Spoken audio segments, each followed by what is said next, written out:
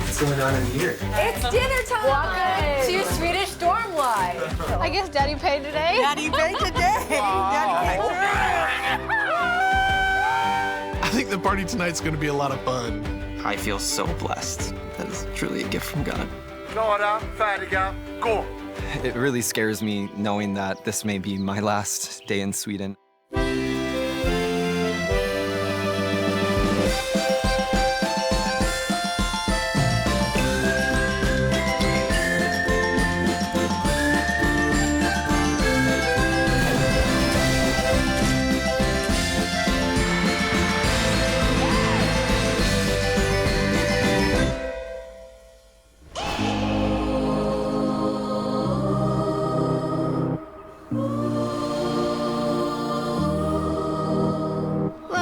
To my city where the lights are really pretty. No statue for a critic. We don't kneel for anyone. Last week we lost the team challenge and still not feeling great about that. Kind of sucks knowing that me or someone on my team has to go home. Yesterday is dead. So I am nervous about the upcoming elimination, but I'm just gonna think positive and just hope that I am not the last person to lose whatever it is.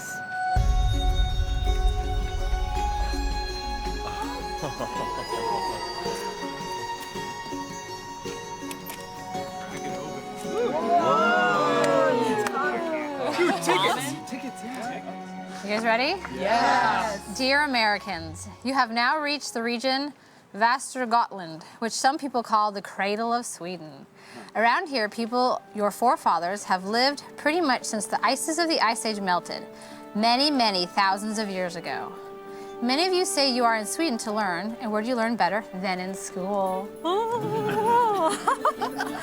That's why it's time to attend a Swedish high school! Here in the city of Skövde, you will live the life of a student, go to class, hang out with friends, and party like a real Västergöta student, which means you get to see a gig, or more like participate in a concert with legendary Björn Rosenström. Yes. You will also live like you are studying far away from home. The losing team from last week will live the life of a poor student and move into a cheap rent dorm. I'm actually pretty excited about it because my college experience was a really good time, and I want to do a comparison test on that. The winning team will probably be happy to hear that Papa betalar, Daddy's pays, so you will move into a city apartment. Yeah. I'm super excited I get to stay in a fancy apartment and not the college dorm. The coffer contains noodles. A poor student probably eats a ton of these a year. A credit card. Daddy's credit cards will have you rich kids eat whatever you feel like. Wow. Oh, nice. Kyle, Andrew, you grew up close by in Minnesota without knowing about each other. An amazing thing is that your forefathers also have a history. Actually, 2 of them were soldiers. Oh, that's crazy. Just a few decades apart, different regiments, but training for war at the shared Axevilla Heed. They both were even named Johannes. Axevilla Heed is very close by, and you will both have your family treasure chests in the coffer today. Yes, dude! When she called out my name, I was blown away. My brain went ballistic. I'm so sky high right now on anticipation and excitement. I can't wait. And this one's yours. So amazing to hear that my relatives are from here. I mean, it makes up for a lot of the feelings about being in the elimination group right now and potentially going home. It's still really, really rewarding to know that I'm gonna have my special day. The school bell are ringing soon, so kids hurry up to school. Anders. Woo! Wow. Awesome. Yes.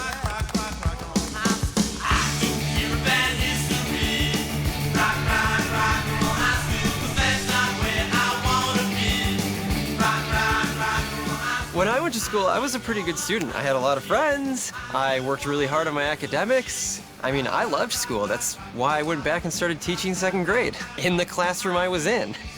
Are you guys excited to learn some new stuff? I am. Yeah. I love going into a school. It's where my dad worked, so I've been in schools my whole life. I'm a school teacher back in Tennessee, so I'm super excited to see how the kids are, how they behave, how they interact with their teachers here in Sweden. Wait, so what class is this? Yeah, what is it? Yeah, what are we gonna learn? Hopefully something fun. It's a law class. A law? Oh! There's our law book. Hopefully. Really? Yeah. Oh my goodness, are these our books? All right, yeah. Is it in English? Oh, yeah, I've read this. Yeah, this brings I've read this a couple of times. Swedish, don't worry. No worries, we know Swedish, right? You find it? I think this is it. The first thing I noticed right off the bat, there were no metal detectors. There was no guards. There was no threatening atmosphere. The kids were just coming and going and studying and focusing. It was just really, really neat to see. It's a pleasure to meet you guys. We're coming to class with you. Yeah, you can follow me into the classroom here. Swedish teenagers, in a word, manners. Hey, I'm Dave. Hey, how you doing? William, it's a pleasure, buddy. What's your name? Natalia. Natalia? Yes. They are polite, they say hello, they're not rude. The general viewpoint of American teenagers is that they're, in a generalized sense, you know, more disrespectful. So what do we do? It's an economics class, sort of. Okay. So balance sheets and P&Ls and that kind of thing? Yeah. So we're gonna learn how to make some money? Yeah. That sounds good. Sounds very American. I'm in. It is. Who's the smartest kid in the class? Sit by me. We're gonna cheat. I'm gonna tell you right now. Adam is. Vi ska jobba som vanligt idag, men passande nog så ska vi pyssla med internationell redovisning. I'm very glad my high school days are over. I hated school and I had a hard time going. We need a lot of help. My impression before going was that it was going to be more strict and it seemed much more relaxed. Oh, so you're Swedish, English, and English, Swedish.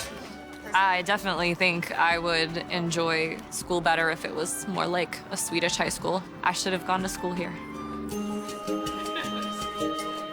We're gonna do like a lawsuit. Because in a few weeks we're going to have like a fake trial. So he was physically impaired by a faulty machine. So you're suing over the value of the machine plus the cost of his health care. Yeah, that's basically it. You know what the strategy would be in the United States? No? To have a team of attorneys draw the case out until the man died. That's a good case. Yeah, that's one option. That's true. I'm not kidding.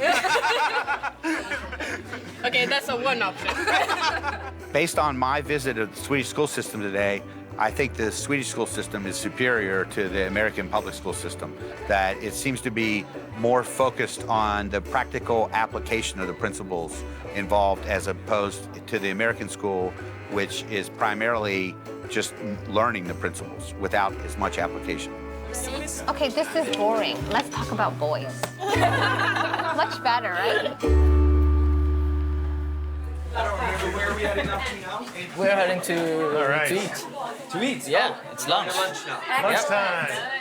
Is the school food good or no? The girls told me it was gross. I'm not gonna lie. Kind of. I totally want to see what kind of school lunch they have because our school lunch is really bad. But in your school you can eat as much as you want? No, we only get one little thing. What? One pizza, one corn, one milk.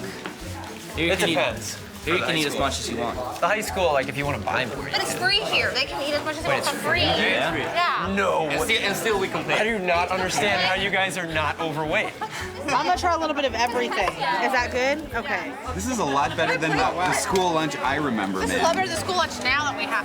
Are you kidding me? Yeah. Sis, look at my plate. There's some beets in here. You've got to be kidding me. Yeah, you just grab what you want. Start eating. All right, I'm doing it. The food is not free in America. Actually, there has been a lot of problems in America where public schools, a lot of students go hungry because they can't afford to pay for food. So Sweden's on the right path. Have you guys seen pictures of American lunches? Yeah. Like pizza and French fries and... It's all fried and gnarly looking. She said everything's lactose free today. The whole place is lactose free. We have to worry. No, there's no way. It's not this stuff. Wow, you have vegetarian options. Yeah. That's amazing. And vegan too. And vegan too. Wow. There's so much food here, and it's all amazing looking. I'm just gonna load up, don't judge me. There was a chef, there was freshly cut everything, there was fresh tomatoes, fresh cucumbers, there was couscous. Like, who has couscous in a school? Going to the Swedish school today was by far my favorite thing of this trip so far. As a teacher, it was so fun to see some of the similarities and differences. It seemed like the kids were very respectful and that character was a value. The sky is clearing and the night the sun I can't believe how much it feels and looks and smells like Minnesota. I know, like this almost looks like the woods in my backyard. Yeah, exactly. All the To a same T. trees and... Yeah, so it's really incredible that Kyle and I have these relatives with even the same name that lived here in Västergötland at the same time where we are right now. I see the word Västergöta, which is we're here in Västergötland, so maybe that's something connected to that. And see, there's the year 1701 to 1916. We're both really excited to learn more about what's going to happen, and it's going to be really cool to see how we have this connection and what our relatives went through here. Regimente, maybe the regiment, and maybe our ancestors in the war or I wonder military. if ours were a part of the same one. Yeah. I'm dying to figure out what this means. Did you know, did you hear anything about your relatives being in the military or Swedish Army? I know nothing. Nothing? My forefathers in America were farmers. They were men of God and they were farmers. But prior to coming to America, I know absolutely nothing. I feel firm and confident in who I am and my identity in Christ. However, I know I would even have more understanding of my identity in Christ with a bigger piece of the puzzle missing of who my ancestors were. I hear them call my name. Everybody says, say something, say something. It's to say nothing at all. Lord, thank you for this amazing opportunity. I know that my great-great-grandfather Gustavus was the first one to come to independence and settle, the first Swede. My family's American history started at this farm, and Gustavus built it up, and then his son Oscar built it up, and then my grandfather, Oscar's son, Russell, he really expanded it to the true glory it is today. And just recently, I purchased a good part of it where I'm gonna be able to raise my family at and build a house, and I can't wait to be a husband. I can't wait to come home and have someone there that I can share life with and give 100% to. Let her walk for a while. I am choosing to wait for marriage to have sex. I want to glorify God, and biblically, that is in His design for marriage.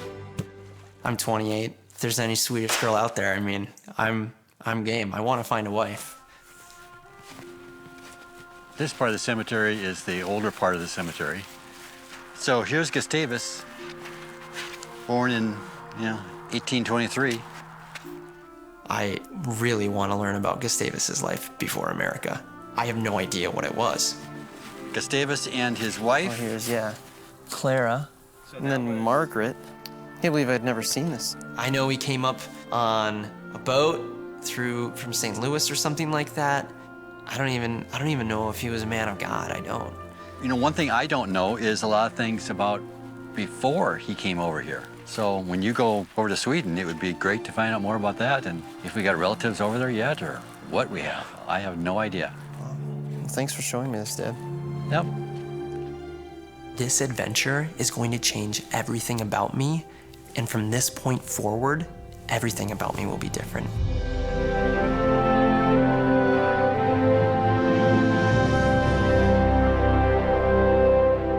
I really know nothing of my ancestry besides Gustavus, I think, was an orphan. I don't even know if that's true, though. So today is going to unlock everything. My history is sitting in my lap right now. I've got to open this to open the keys to my past. Dear Kyle, one branch of your family tree is lush with generations of valiant soldiers, stretching back at least 300 years to your forefather, Jans, who lived in this area in the early 1700s. Jesus, right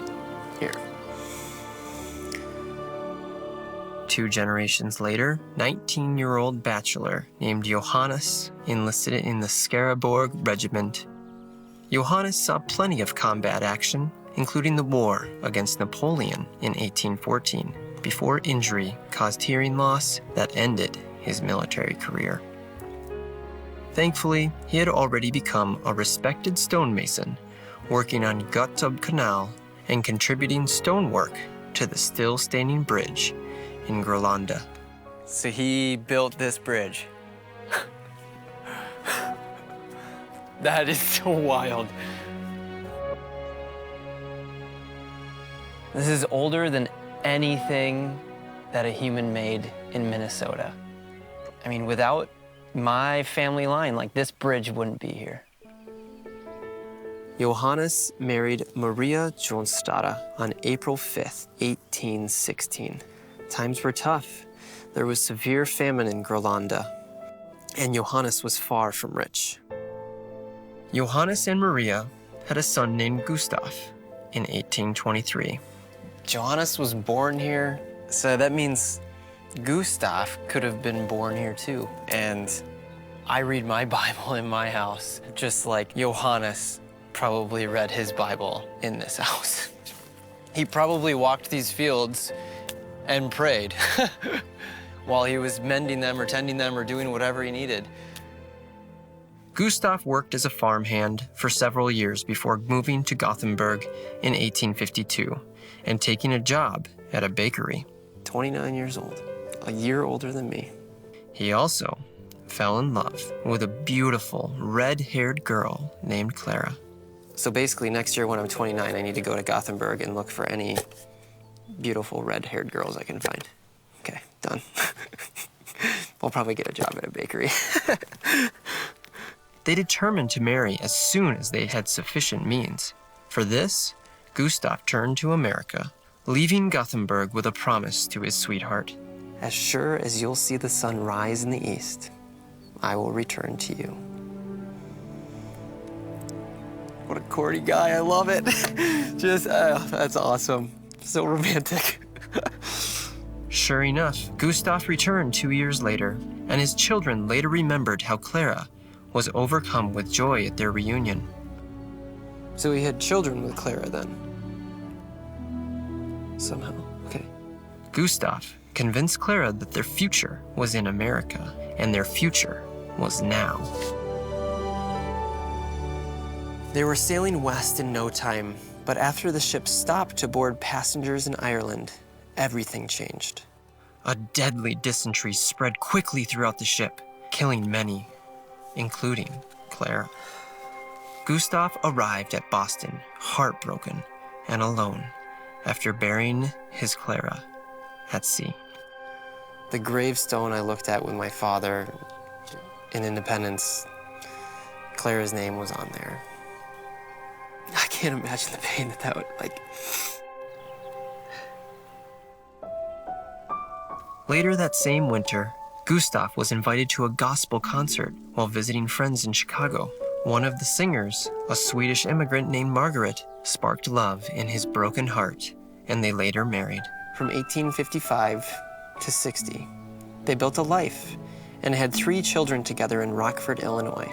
But deadly disease struck again in 1861, killing Margaret. Still, Gustav didn't give up. He met another transplanted Swede in 1862, Johanna from Småland. They married that same year. 3 of their children died young, but 3 others survived to adulthood: Francis Oscar, Annie, and Amanda. By then, Gustav had already traded the house in Rockford for a plot of untamed land in Independence, Minnesota. Starting in 1864, he built his own farm there. Finally, he'd found home by making it himself. His home is in your hands today. I feel so blessed to keep that house, that farmhouse in the family. That is truly a gift from God.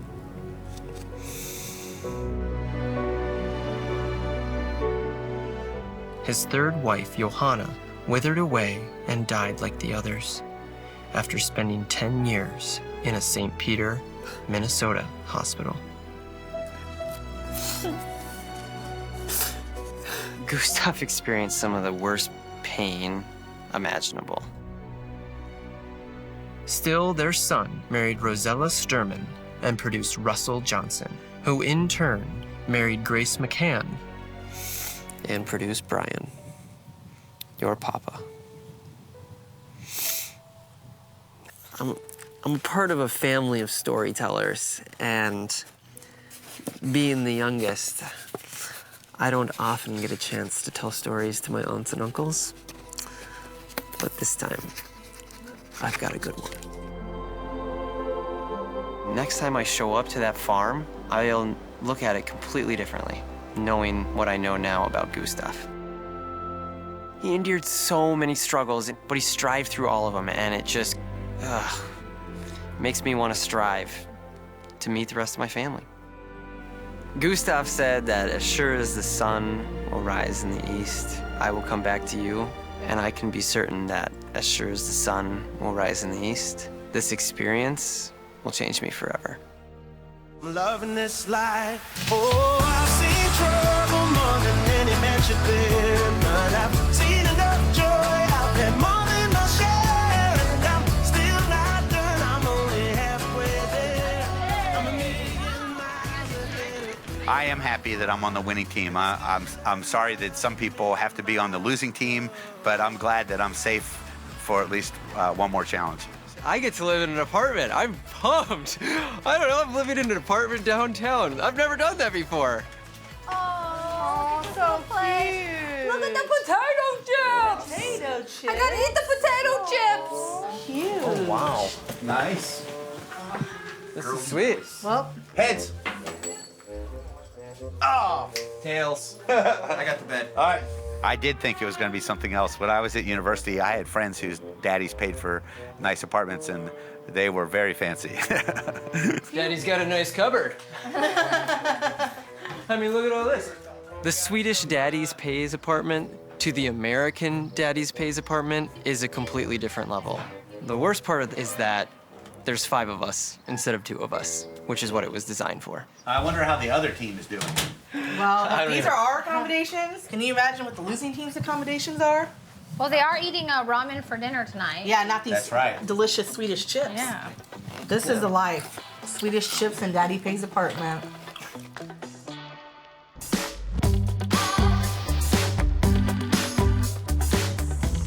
Is it? 6B or 6A? I think it's 6A. guys. I'm on the losing team, and for losing, I get to stay in a dorm. We win. This is the coolest thing ever. Oh, Hey, perfect. thank you. Thanks, buddy. A new neighbor. Yeah, right? Wonder if he has a hacky sack. So I've never lived in a dorm before, so I'm guessing it's not gonna be fun. I'm not stoked to eat ramen, but it'll be an interesting experience. Maybe I'll be wrong. Whoa. Okay, oh, there's the Nice. ramen. I knew there'd be a guitar, too. Oh gosh. When we go into a room, the first thing I saw was a guitar. Top ramen and guitars are pretty much a staple of college life. Those other guys are totally solo and alone. They have to hang out with each other. I get to hang out with college kids, man. We're totally winning. Oh, it's a little fridge. Look how cute that is. I call flower bed. Oh. I mean, I'll take it if you don't want it. It'll be good. It'll be Okay. great. It'll be a bonding experience. The best part about staying in a dorm is that you get to meet people. The bad part is I'm sleeping on an air mattress and it kind of stinks in there. What's going on in here? Dinner time. It's dinner time. To Swedish dorm life. What do you need help with? Pick your top ramen, so. Just like Koreatown in LA. Exactly. In my life, how many packs of ramen have I consumed? Maybe 1 or 2 in extremely desperate situations. I lived in a really different situation in college. I lived in a housing cooperative with 30 people in a giant house. So we actually had food that was sourced locally or from other cooperatives, and we would cook all of our meals together. Really? I was definitely a student that had to eat on a budget. However, we valued food a lot there. So we cooked meals together and we ate a lot of healthy food. You Ready? Yeah, I'm ready. Being in college, we lived off of ramen. It's like, what's for breakfast? Ramen. What's for lunch? 2 ramen. What's for dinner? Yeah, 2 ramen. You know, we just keep going. This makes me Yours so ready? happy. All right, let's grab a sport for her. Flashing back 25 years. Well, I walk upon the river like it's easier than land. Evil's in my pocket and your will is in my hand. Oh, your will is in my hand. Ironing my clothes so they're not wrinkly. Tanya, I need an ironing board. Yeah, you sure do. I haven't really thought much about tonight. I know we're going to a concert. Bjorn something. I never partied when I was in school. I feel like I'm already like so high on life and happy just the way I am. It's like I don't really need to do any of those things to feel good. Like I feel real good already. My expectations of tonight are that I'm gonna have a good time with my friends, see some good music on a beautiful summer night here in Sweden. I can't wait. For a better day. Oh my goodness. Oh We're gonna party in style. I guess Daddy paid today. Daddy paid today. Daddy paid through.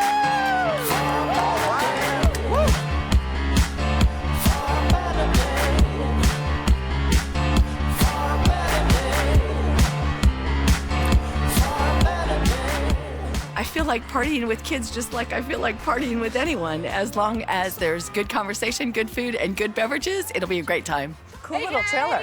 What's up, guys? The last concert I went to was Richie Havens, who's the guy that opened for Woodstock. So it's probably been a good decade since I've been to a concert, so I'm ready to do it. This is awesome. What are you guys doing? A little pregame partying? Nice. Have you guys been waiting long for to begin? Nah. No? A couple of hours. Couple of So, hours? what you guys are doing right here is what we do in America at like a sports game. Like a tailgate. People and people that will are- bring their grills and they'll grill and everybody parties and drinks beer, coolers everywhere. Dude, back Yeah. home in Alaska, a party was like 3 guys in a 12-pack. So like this, I totally get hanging out and being quiet. Skull. Skull. Yeah, that's awesome.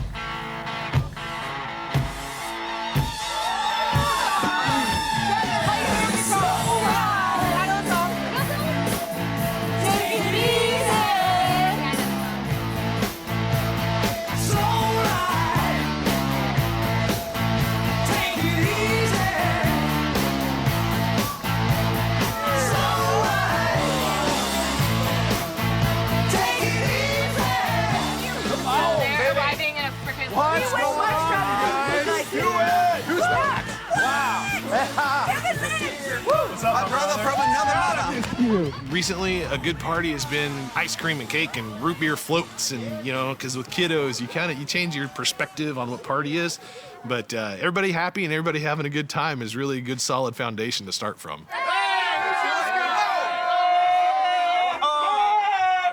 That's awesome.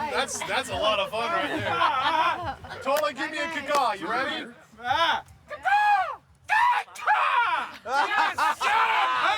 That's what I'm saying, I think the party tonight's gonna be a lot of fun. I don't think it's gonna be cake and ice cream though. All right, you guys, let's go into the concert. Come on. Stay here. Yeah. Forget the concert. I want to know who that is. Vi är pojkarna som busar med flickorna små musar. Trumpeten känns så len mellan era ben.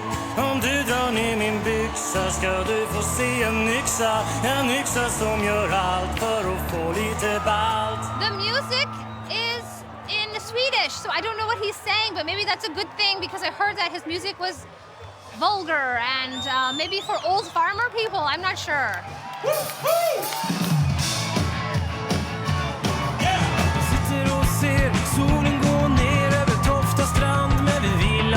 Everybody's really friendly. They're all half my age, and they're like, David! And I'm like, hey, you, how are you? You know, and everybody's just having a really good freaking time. Like, oh my God, I love America. I've lived there. You're American too? I am American. Yeah. You're American? Yeah. Oh my God, I'm in heaven. När vi bara kör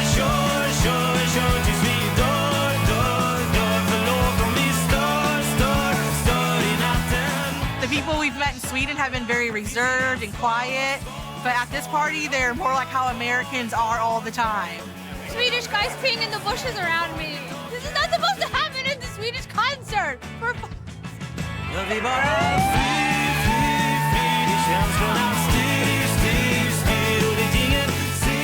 My favorite part about hanging out with Swedish students is that it kind of restores my faith in rock and roll. I'd say the Swedes are professional partiers at the finest level of all.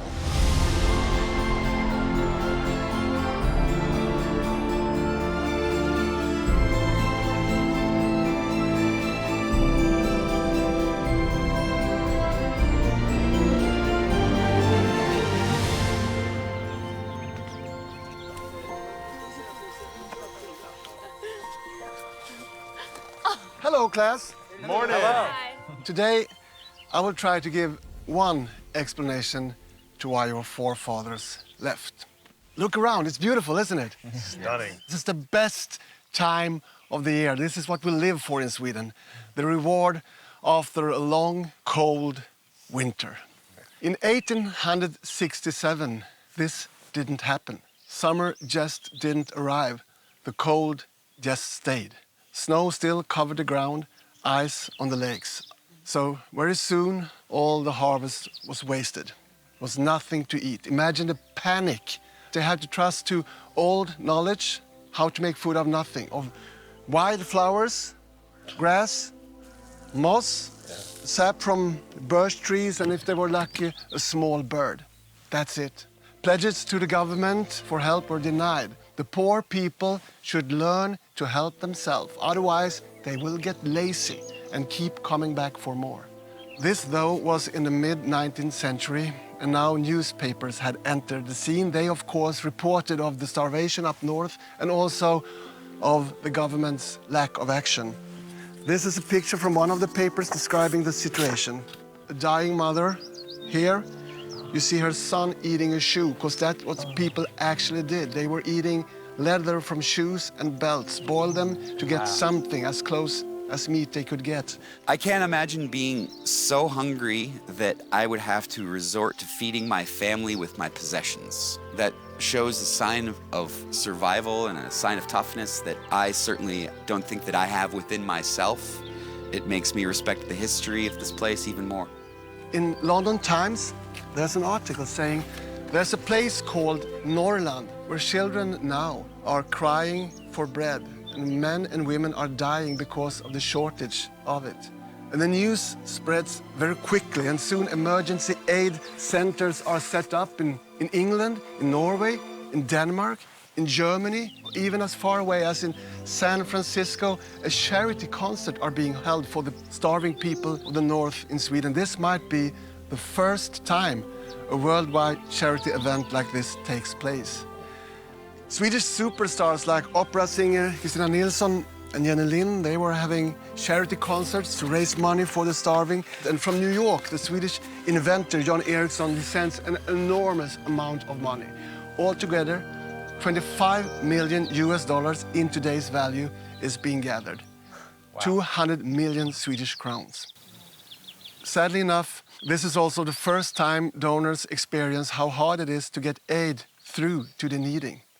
In December, the cold gets even worse. The Baltic Sea freezes, no ship can leave for the north. This year, the death toll in some places climbed to 5 or 6 times the normal. The cold year is followed by the dry year. Hot weather and dry winds dries out the soil. There's nothing here that grows.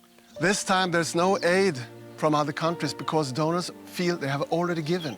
There's a story about a 3-year-old girl. She's sent far away from home to beg, and she's found drowned by a fisherman. The story touches people's heart, but nothing changes.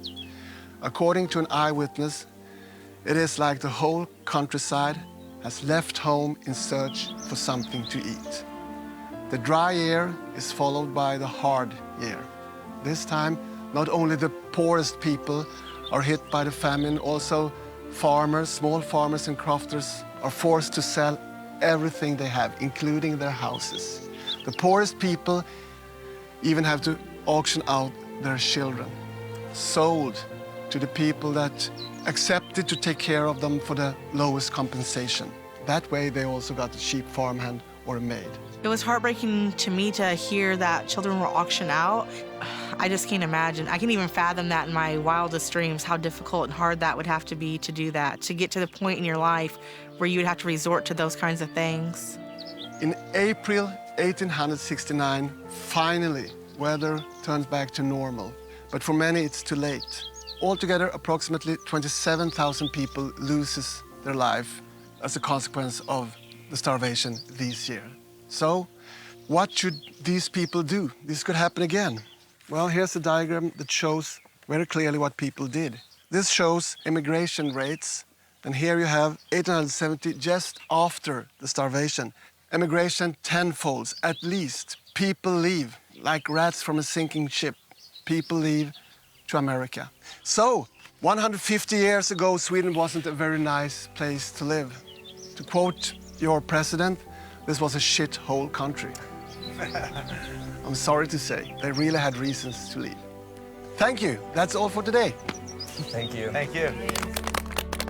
I had no idea how badly people had to live during those conditions and how hard it pushed them to do things like eating moss and bark. That really horrified me to know that my relatives probably went through a similar experience here.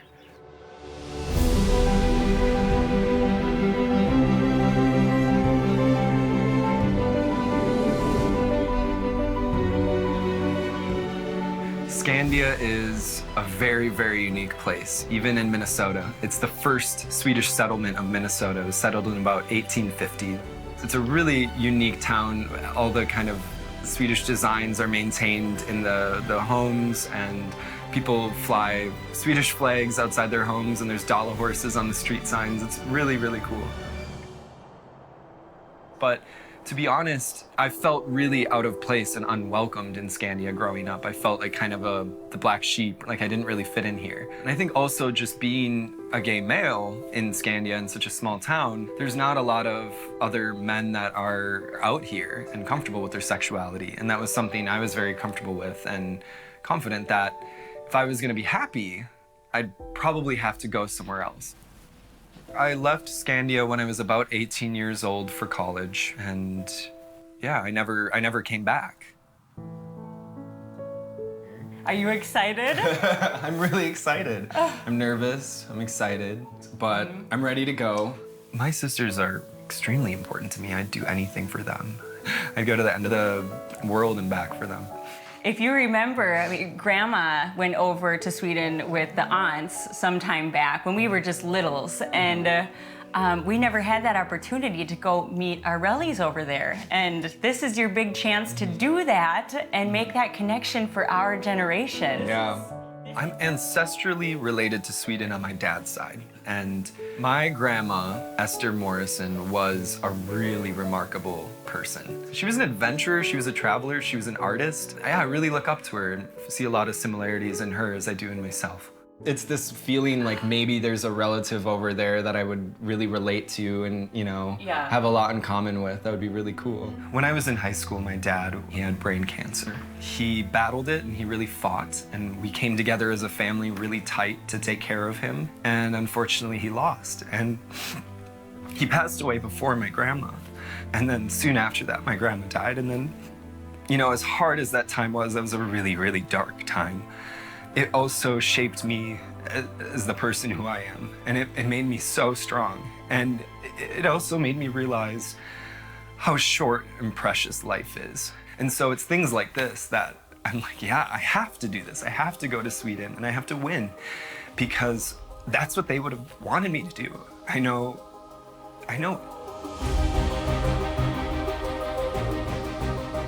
Today, I hope to find out how my ancestors lived. Were there struggles? Was it easy for them? And I hope to find out that I have things in common with my family and my ancestors. That's what I'm very, very curious about. Dear Andrew, following one's beliefs and dreams is definitely something which runs in your blood. 9 of your ancestors left Sweden to seek happiness in America. Of their many great stories, the story of the Carlsons, your grandmother's family here in Västergötland, is your starting point, your way home. You are now in Sinnerby, a place with medieval origins where your ancestors have lived for many generations. The clay soils around here were long farmed by generations of wealthy landowners. Originally, your ancestors here were both rich and prosperous. Generation by generation, fortunes slid down the social ladder, making it harder to climb back up. On October 22nd, 1849, Johannes Carlson was born on the Sonnetorp farm in Sinnerby. At 16, Johannes moved out to work as a farmhand for a widow and their 3 children. After that, he seems to have found a new job every year. A young man like Johannes had few alternatives. He had no money and would inherit no land. He had to eat, but he didn't want to spend his life being someone else's farmhand. Yeah, I feel like Johannes. I feel this connection with him because I would never settle. And I was really young when I moved away from the farm, from Scandia. Knowing that if I did that, if I pursued what I thought would be a good idea, I could have a better future for myself. It sounds just like Johannes. One way out was the military. Soldiers were often given a small soldier's cottage to live in and a small plot of land to grow food. 20-year-old Johannes saw his chance, enlisted, and became number 93 in Västergöta Regiment.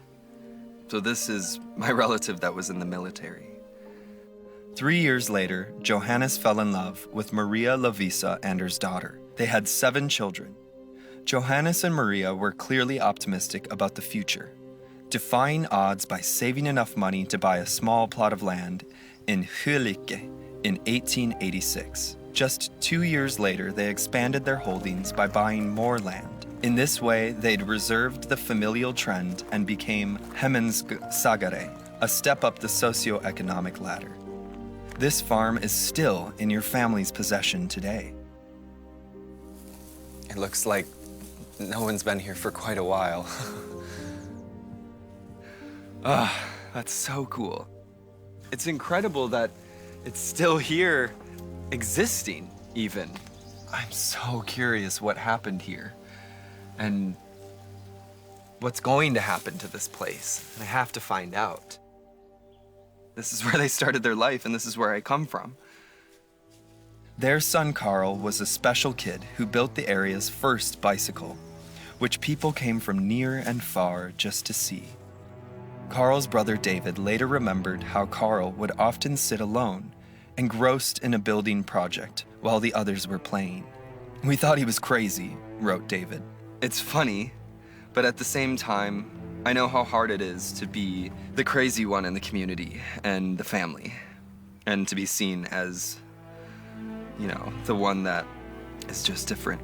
And knowing that Carl was this inventor, this artist, this crazy person makes me really happy because I am too. And I always have been and I always will be. And, you know, this makes me more proud of that now. But enterprising young men like Carl saw a bleak future in Sweden. When his brother Fritz left for America in 1901, it took only 2 years for Carl to follow.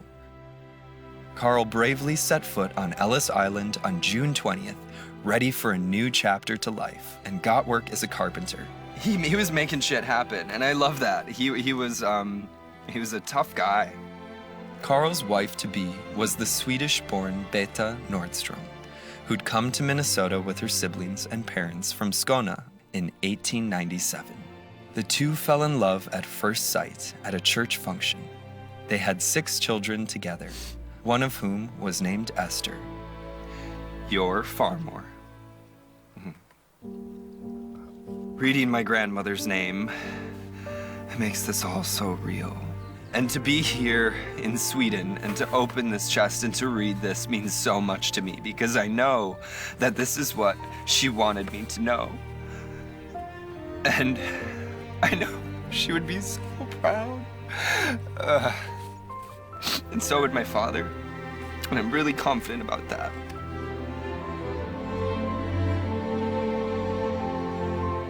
I feel like I understand myself a lot more. And for the things about me that people call me crazy, I feel like I understand myself a lot more and where that comes from. It comes from the Carlsons. It comes from Västergötland, from here. It's this soil and this water. I mean, that's why I am who I am today.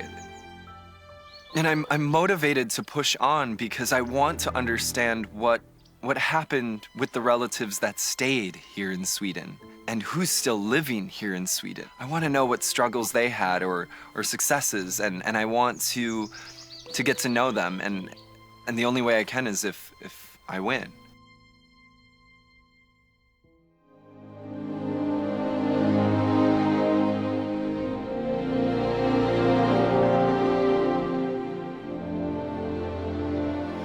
Efter att folkskolereformen klubbats igenom 1842 så var det ändå svårt att få kidsen att komma till skolan. Många var hemma och jobbade istället. Men i och med svältåren på 1860-talet så öppnades ändå en möjlighet. Man kunde locka med mat. I många kommuner så erbjöds ett gratismål i samband med undervisningen. Och kanske var det startskottet för våra unika skolbespisning. För det är bara i Sverige och Finland som grundskolematen är lagstadgad. Kanske en idé att ta med sig hem för våra amerikaner. För en av dem är snart vistelsen här över.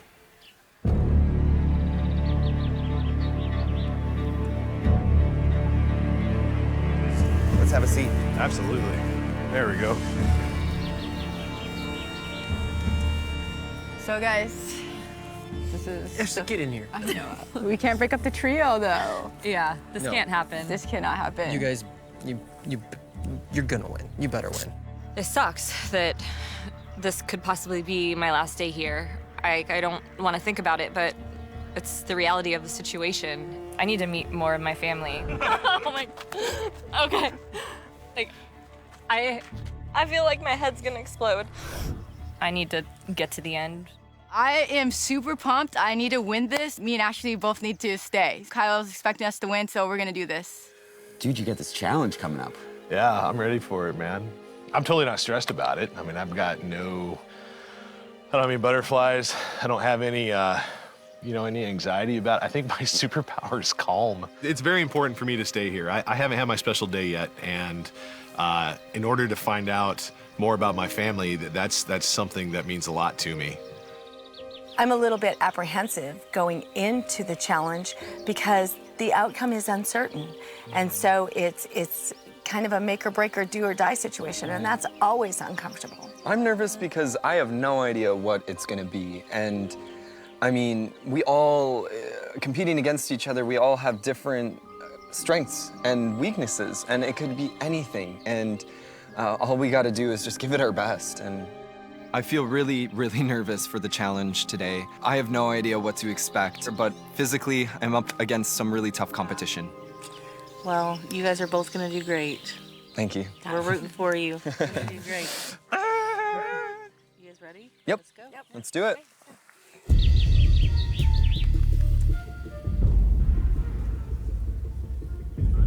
Hello. Welcome. Now the serious part begins.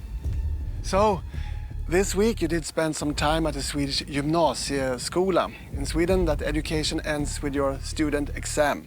And you get your grades and they can be better or worse. Up until 1968, you either made it or failed. And if you failed, you had to sneak out through the back door. Today we thought we should bring that tradition back to life. The one who will solve today's task slowest is the first one to leave this year's Allt för Sverige. Good luck! Thanks. Thank you. I veckans utslagstävling gäller det för deltagarna att så snabbt som möjligt få pusselbitarna på plats i lådan. Pusslet ska läggas i en förutbestämd färgordning ovanpå varandra så att lådan till slut går att stänga. Den sista att klara pusslet får gå ut bakvägen och bli den första att lämna Allt för Sverige. Klara, färdiga, gå!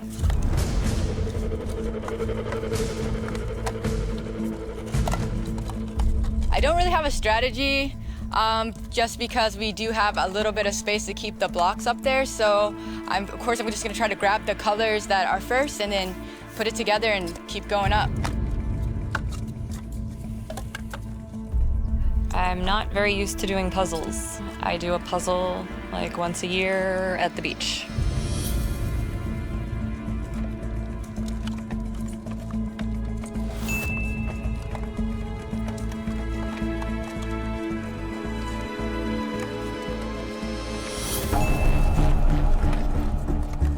It really scares me knowing that this may be my last day in Sweden.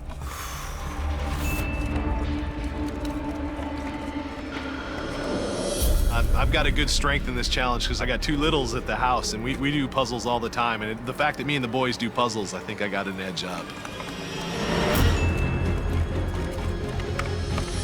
It would be very difficult to think of this as being my last day in the challenge.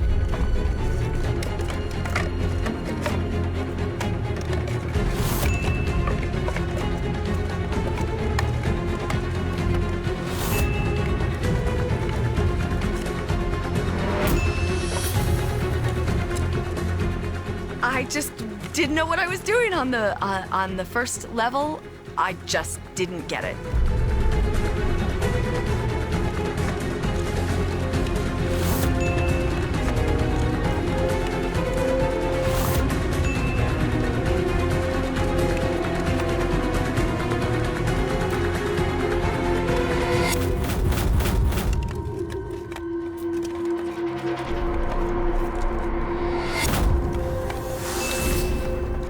When I closed the box, I was just like, I'm out.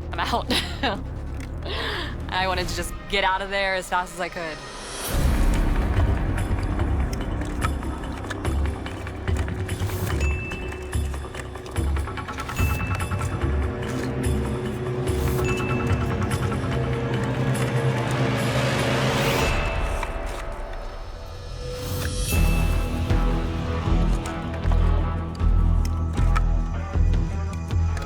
It's incredibly important for me to prevail on this because the next step is it just gets me that much closer to my family. Thanks. Love you. You guys are great, man. Keep going. Come on, Susie. You got it, baby.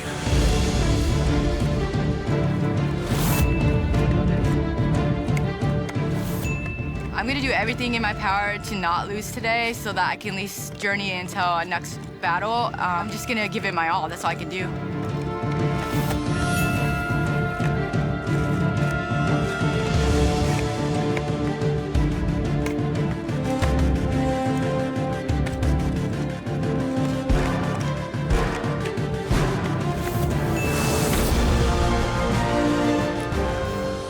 Closing the lid was a feeling of pure relief, and I feel absolutely blessed and in awe because it appeared at first as though I had no clue what I was doing.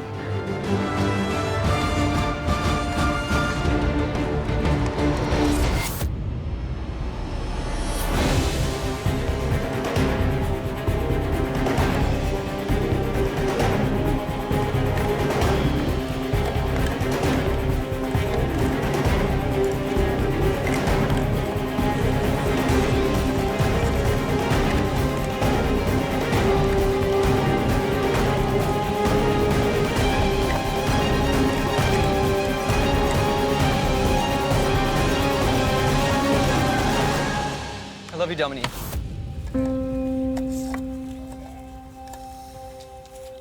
I honestly feel shocked. I mean, it was so close. I remember looking over and seeing that we were both on the same level, and I honestly thought it was over.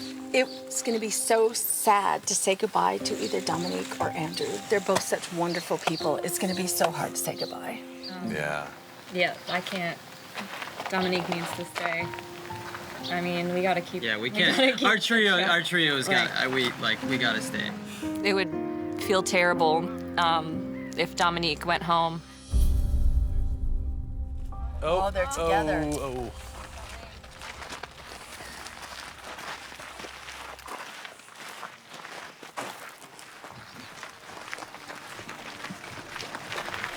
Hey. What's up, man? Okay, guys, I'm going home. No! Oh, no. So having to walk up to them and tell them that I was going home, I just knew like there was a Kyle and Ashley. I knew that they were gonna take it the hardest, and especially Ashley. So that was the worst part of it, just having to tell them. Seriously? No. There's gonna be so much lost without her around. She's the life of the party. She's the coolest person here. Hey, what's up, Anders?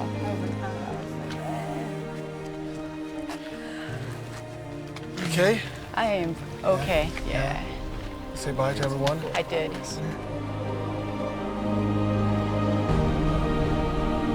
Okay. All right. All right, guys, I'm out.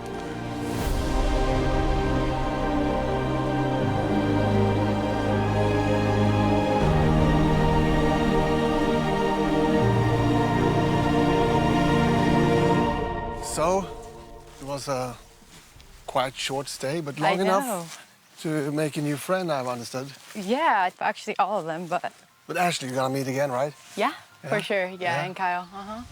I've got some small gifts for you before you leave. This is everything we found out about your Swedish past. Awesome. And here's another little gift that I can open in just a second. But first, we'll say bye. Bye. It was great having you. I wish you stayed longer. Thank you. But you will be back. Yeah, for Okay. sure. Bye. Bye. I definitely feel more Swedish and more connected to Sweden now that I know I have relatives here and now that I was able to actually see where my relatives left. To be a part of Allt for Sverige is amazing, and I'd like to see more and actually experience Sweden from a different perspective. Like, I think my dad would be like so proud of me because he was adventurous and he traveled the world, and he always told me like get out and like see the world. So I think that he would think that this was pretty cool that I did this. Crazy but cool.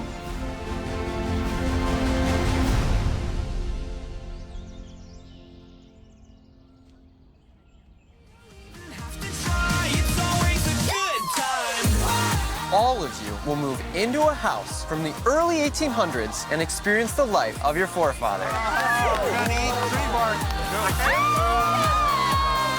I could imagine living like this forever. It's a good time.